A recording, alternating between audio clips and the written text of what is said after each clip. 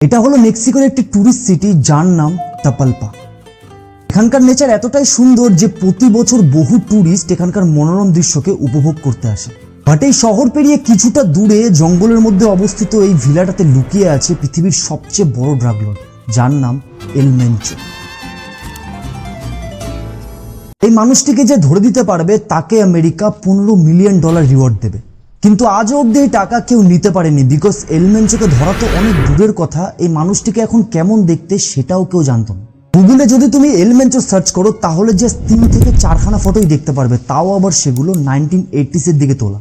এই drug Lord এতটাই secretive ছিল যে তার এখনকার কোনো ফটোই ইন্টারনেটে অ্যাভেলেবেল নেই। কিন্তু ফেব্রুয়ারি মাসের 20 তারিখে মেক্সিকান ইন্টেলিজেন্সদের কাছে একটা লিড ইনফরমেশন পৌঁছয়।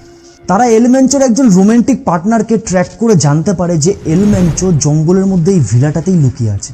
ঠিক তার পরের দিন 21 ফেব্রুয়ারিতে তার রোমান্টিক পার্টনার এখান থেকে বেরিয়ে যায়, বাট এল মেনচো তার বডিগার্ডদের নিয়ে এই ভিলাতেই থেকে যায়। She left the property and information was obtained that Mencho he remained at that location.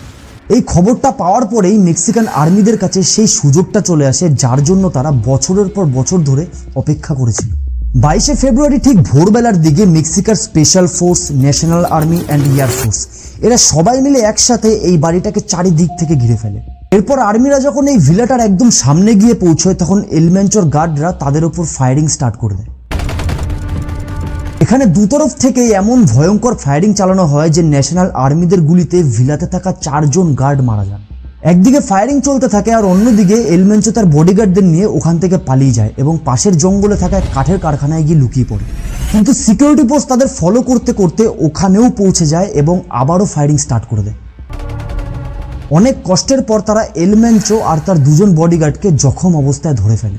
সঙ্গে সঙ্গে আর্মিরা হেলিকপ্টারে করে তাদেরকে নিয়ে মেক্সিকো সিটির দিকে যেতে থাকে, কিন্তু মাঝ আকাশে হেলিকপ্টারের মধ্যেই এল মেনচোর মৃত্যু ঘটে। বাট গল্পটা কিন্তু এখানেই শেষ নয়, বরং এরপর এমন এমন ঘটনা ঘটতে শুরু করে যেটা মেক্সিকোর লোকেরা স্বপ্নেও কোনোদিনও ভাবেনি। এল মেনচোর মৃত্যুর কারণে পুরো দেশ জুড়ে আগুন জ্বলতে থাকে।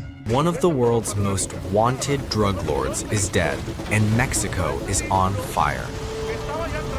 স্কুল থেকে শুরু করে হসপিটাল, রাস্তাঘাটের সব জায়গাতে এল মেনচোর পোষা আর্মি গ্রুপ পাবলিক প্রপার্টিগুলোকে ডিস্ট্রয় করতে থাকে। সো গাইস, আজকের এই ভিডিওতে আমরা জানবো যে কে ছিল এই এল মেনচো আর কিভাবেই বা সে তার এত বড় নেটওয়ার্কটাকে তৈরি করেছিল যে তাকে ধরার জন্য আমেরিকার মতন সুপার পাওয়ার দেশেরও মাথা খারাপ হয়ে গেছিল। Feared drug lords known as El Mencho caught and killed in a dawn raid.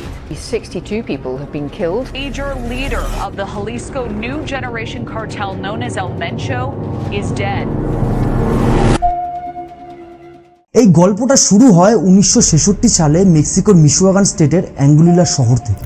এটা এমনই একটা শহর যেখানকার লোকেরা ছিল অত্যন্ত গরিব, আর এখানে থাকা পাহাড়গুলোর মধ্যে ইল্লিগালি ম্যারিজুয়ানা চাষ করা হতো। আর ঠিক এখানেই জন্ম নিয়েছিল আমাদের স্টোরির মেন ভিলেন নামেসিও ওসাগুয়েরা সার্ভান্তেস, যাকে সারা পৃথিবী এল মেনচো নামে চেনে। অ্যান্ড সে তার ফ্যামিলিকে হেল্প করার জন্য 5 পড়াকালীনই স্কুল ছেড়ে দেয়।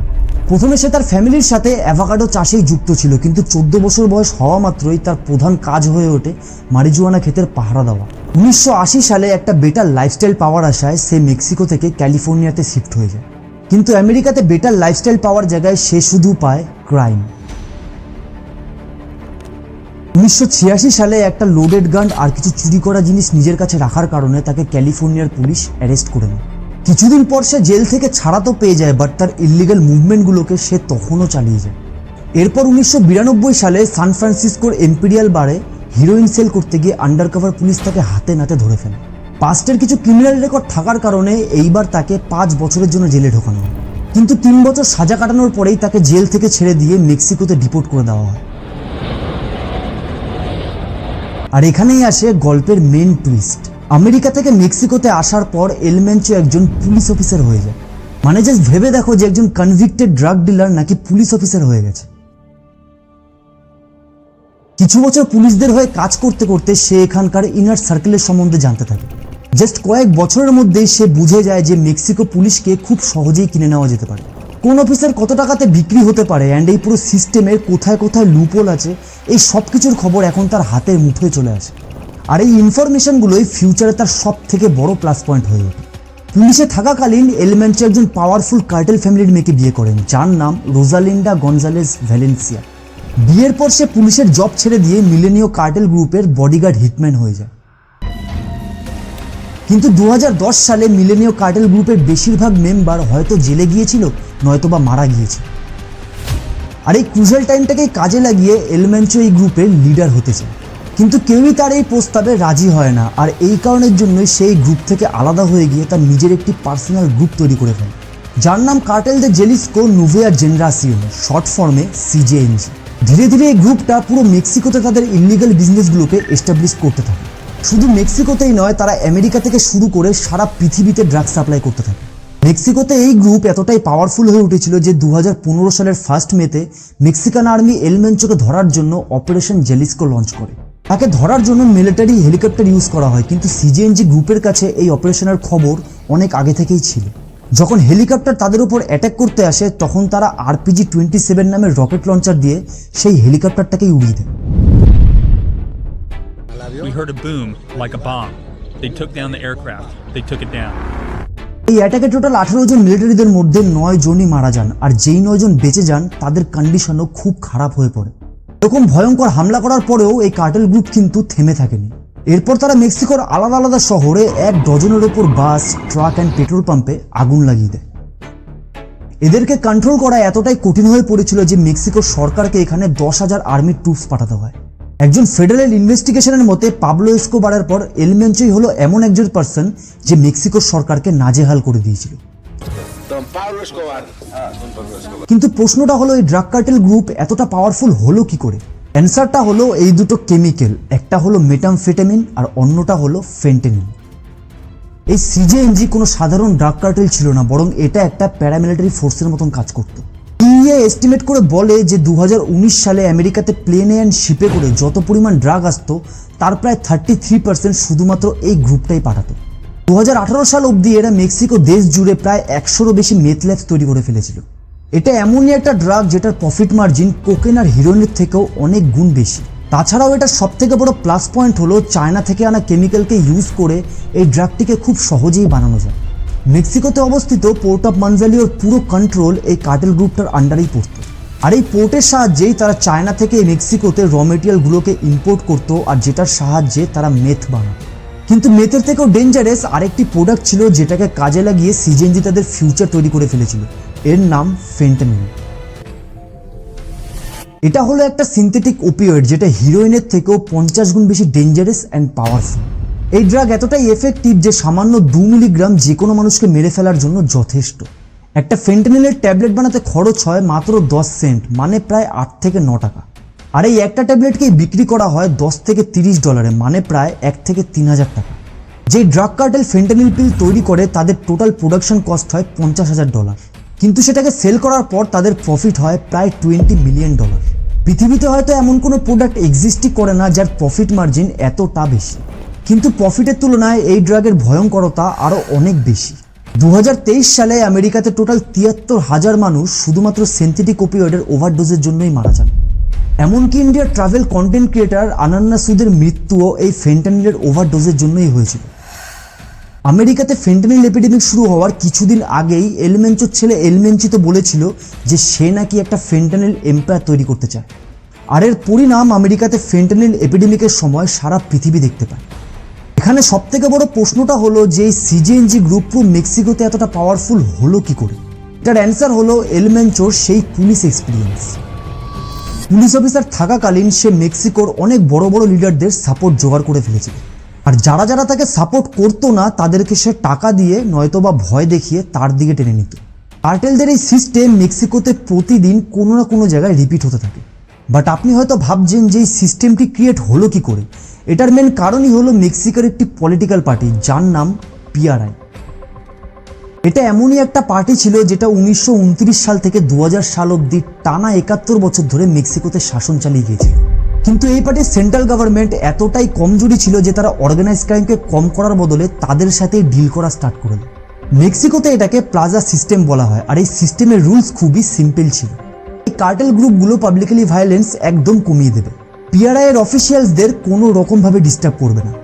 আর এর বদলে মেয়র থেকে শুরু করে গভর্নমেন্ট অবধি সবাইকে মর্যাদা দেওয়া হবে, মানে ঘুষ। সাডেনলি মেক্সিকোতে 1000-এরও বেশি সোলজার ডিপ্লয় করা হয়, আর আমেরিকার সাহায্য নিয়ে 37 জন ড্রাগ কিংপিংদের মধ্যে 25 জনকে হয়তো মেরে ফেলা হয়, নয়তো বা অ্যারেস্ট করে নেওয়া হয়।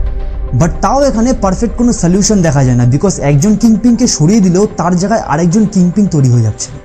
আর এই কারণের জন্যই পুরো দেশ জুড়ে অনেক ছোট ছোট গ্যাং তৈরি হতে থাকে। বর্তমান প্রেসিডেন্টের নাকামিয়াবের কারণে 2018 সালে প্রেসিডেন্ট হন আন্দ্রেস মানুয়েল লোপেজ ওব্রাদোর, যাকে AMLO বলা হয়। তিনি এক নতুন স্লোগান দেন, হাগস নট বুলেটস। ইনি বলেন যে কার্টেলদের সাথে যুদ্ধ না করে সমাজে দারিদ্রতা আর বেকারত্ব হাটিয়ে দিলেই সব প্রবলেম অটোমেটিক্যালি সলভ হয়ে যাবে। Y a la violencia. Más que el uso de la fuerza, atenderemos las causas que originan la inseguridad. এখানে সব থেকে শকিং ব্যাপারটা হলো যে এই ড্রাগের জন্য আমেরিকার লোকেরাই সব থেকে বেশি প্রবলেমে পড়েছিল। কিন্তু আপনি জেনে অবাক হবেন যে এই ড্রাগ সাপ্লাইয়ের সব থেকে বড় আর্কিটেক্ট আমেরিকা নিজেই ছিল। আর এটা কোনো একটা ভুলের জন্য নয়, বরং আমেরিকা বারবার একই ভুল রিপিট করতে থাকে। ফার্স্ট পয়েন্টটা হলো 1980 সালে আমেরিকার CIA নিকারাগুয়ার সোশ্যালিস্ট গভর্নমেন্টের বিরুদ্ধে থাকা কন্ট্রা রেবেলসদেরকে সাপোর্ট করে। এই কন্ট্রা রেবেলসদের সমস্ত ওয়েপন এবং মানি মেক্সিকান কার্টেল গ্রুপ থেকেই আসত। 1990 সালের ওয়াশিংটন পোস্টের এই আর্টিকেলটা CIA কে পুরো এক্সপোজ করে দেয়। এই আর্টিকেলের বেসিসে বলা হয় যে ভারাকুজে থাকা মেক্সিকোর সব থেকে বড় ড্রাগ লর্ড রাফায়েল কারো কুইন্তারোর কাছে CIA এই কন্ট্রা রেবেলসদেরকে ট্রেনিংয়ের জন্য পাঠান। আর এটা কোনো ফেক আর্টিকেল ছিল না, বিকজ আমেরিকার US সিনেট ইনভেস্টিগেশনের ক্যারি কমিটি রিপোর্টেও এটার প্রমাণ পাওয়া যায়। আমেরিকা নিজের পলিটিক্যাল এজেন্ডার জন্য এই ড্রাগ কার্টেলগুলোকে সব কিছু দিয়ে সাপোর্ট করেছিল। বাট আজকে এই কার্টেল গ্রুপগুলোই আমেরিকার সব থেকে বড় এনিমি হয়ে উঠেছিল। সেকেন্ড পয়েন্ট, 2014 সাল থেকে 2018 সাল অবধি মেক্সিকোতে যতগুলো ফায়ার আর্মস রিকভার করা হয় তার মধ্যে 70%ই আমেরিকার ছিল। আমেরিকার মেক্সিকোর বর্ডার রিজনে প্রায় 6700-রও বেশি গান ডিলার্স আছে। মানে জাস্ট ভেবে দেখো যে প্রত্যেক মাইলে 3টে করে গান ডিলার্স। এই আর্টিকেলের বেসিসেই জানা যায় যে মেক্সিকান সরকার এস্টিমেট করে দেখেছে যে প্রতি বছর প্রায় 2 লাখেরও বেশি ফায়ার আর্মস আমেরিকা থেকে মেক্সিকোতে স্মাগল করে আনা হয়। এবার থার্ড পয়েন্টটা শুনে তো আপনিও অবাক হয়ে যাবেন। 2020 সালে American agency operation fast and ফিউরিয়াসের দ্বারায় প্রায় 2000-এরও বেশি গান ইচ্ছে করে মেক্সিকোতে পাঠিয়ে দেয়। US এর ফেডারেল এজেন্টসদের ইন্টেনশন ছিল যে গানগুলোকে তারা ট্র্যাক করে ক্রিমিনাল অর্গানাইজেশনগুলোর খোঁজ করবে, কিন্তু এজেন্টরা এই ওয়েপেনগুলোকে ট্র্যাকই করতে পারে না, আর তার রেজাল্ট কার্টেলরা আমেরিকার লোকেদের বিরুদ্ধে এই গানগুলোকে ইউজ করে।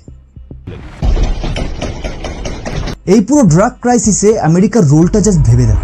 প্রথমে তারা কার্টেল গ্রুপগুলোকে গ্রো হতে দেয়, দেন বর্ডার থেকে 2 লাখেরও বেশি গান মেক্সিকোতে স্মাগলড হতে দেয়। তারপর যখন কার্টেলরা এই গানগুলোকে সাধারণ মানুষের উপর ইউজ করে তখন আরও 2000 গান পাঠিয়ে দিয়ে এরা বলে যে এগুলো সব নাকি তাদের প্ল্যানিং ছিল। US এর কোনো হেল্প ছাড়াই মেক্সিকোর সরকার এল মেনচোকে মেরে তো ফেলেছিল, কিন্তু তার মৃত্যুর খবর ছড়িয়ে পড়তেই CJNG গ্রুপ পুরো মেক্সিকোকে ডিস্ট্রয় করতে থাকে। এল মেনচোর রাইট হ্যান্ড এল তুলি CJNG গ্রুপকে কোঅর্ডিনেটেড অ্যাটাক চালাতে বলে। ইনি প্রতিটি মেক্সিকান সোলজারকে মারার জন্য 20,000 পেসোস মানে প্রায় $1,100 দেবে বলে ঘোষণা করে। মানে জাস্ট ভেবে দেখো যে মেক্সিকোতে এই গ্রুপের পাওয়ার ঠিক কতটা ছিল যে তারা নিজেদের দেশের আর্মিকে মারার জন্য বাউন্টি রাখছিল। এই সময় কার্টেলের গানম্যানরা মেক্সিকোতে 20খানা স্টেটে আগুন জ্বালিয়ে দেয়। বাস থেকে শুরু করে গাড়ি সব কিছুতে আগুন জ্বলতে থাকে। 250-রও বেশি রোড ব্লক করে দেওয়া হয়। National and international flights cancel করে দেওয়া হয়। মেক্সিকোর দ্বিতীয় সবচেয়ে বড় সিটি গুয়াডালাখারা একটা গোস্ট টাউনে পরিণত হয়। News coming in from Mexico. Guadalajara is witnessing unusual scenes tonight. এই সেম সিনারিও 1980 সালে কলম্বিয়াতেও দেখা যায়, যখন পাবলো এসকোবারের মতন ড্রাগ লর্ড নিজের স্টেটের বিরুদ্ধেই ওয়ার ডিক্লেয়ার করে দিয়েছিল। এল মেনচোর ছেলেকে আমেরিকা 2024 সালেই অ্যারেস্ট করে নেয়। 2024 সালে মানি লন্ডারিং কেসে তার ওয়াইফ ভ্যালেন্সিয়াকেও মেক্সিকোর সরকার অ্যারেস্ট করে নেয়। এমনকি তার 2 ভাই বহু বছর ধরেই মেক্সিকোর জেলে বন্দী হয়ে আছে। আমেরিকার সরকার CJNG'র কার্টেল গ্রুপকে ফরেন টেররিস্ট অর্গানাইজেশন বলে ডিক্লেয়ার করে দেয়, কিন্তু অ্যাকশন শুধু ডিক্লারেশনেই থেমে নেই। আমেরিকা সাদার্ন স্পেয়ার নামের অপারেশন স্টার্ট করে দিয়ে ইন্টারন্যাশনাল বর্ডারে এলিজেবল ড্রাগ ভেসেলসগুলোর ওপর বম ফেলাতে থাকে। টোটাল 44টা স্ট্রাইকের মাধ্যমে 150-রও বেশি বোটকে ডিস্ট্রয় করে দেওয়া হয়। ইভেন ডোনাল্ড ট্রাম্প ফক্স নিউজকে এটাও বলেন যে তারা কার্টেলদের ওপর কন্টিনিউয়াসলি অ্যাটাক করতে থাকবে।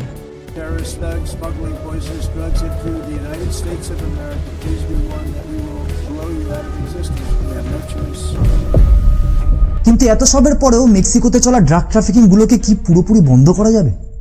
আমার মতে এল মেনচোকে মেরে ফেললেও এটা বন্ধ করা পসিবল নয়, বিকজ হিস্ট্রি থেকে জানা যায় যে যতবার কোনো না কোনো ড্রাগ লর্ডকে মেরে ফেলা হয়েছে তার জায়গায় কেউ না কেউ এসে ঠিকই দখল করে নিয়েছে। আর আমেরিকাতে ড্রাগসের ডিমান্ড যত দিন থাকবে মেক্সিকোতে সাপ্লাই তত দিন চলবে। চায়না থেকে র মেটেরিয়াল আসা বন্ধ না হওয়া অবধি ড্রাগ কার্টেলরা এই ড্রাগ বানাতেই থাকবে। এখানে এল মেনচোর মতন ড্রাগ লর্ডকে মেরে ফেলা কোনো সলিউশন নয়। আসল সলিউশন তখনই বেরোবে যখন মেক্সিকোর সরকার তাদের সিটিজেনদেরকে একটা ভালো লাইফস্টাইল প্রোভাইড করবে, যাতে তারা কোনো মতেই এই ড্রাগ কার্টেলদের সাথে যুক্ত না হয়। আজ থেকে জাস্ট কিছুদিন পরেই মেক্সিকোর এই শহরেই ফিফা ওয়ার্ল্ড কাপের 4খানা ম্যাচ অর্গানাইজ করা হবে। মানে ওয়ার্ল্ডের সব থেকে বড় স্পোর্টস ইভেন্ট হতে চলেছে ওয়ার্ল্ডের সব থেকে বড় ড্রাগ লর্ডের এরিয়াতে।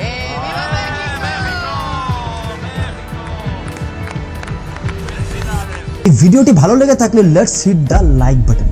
দেখা হবে আবার নেক্সট ভিডিওতে। Till then stay healthy, stay happy, by.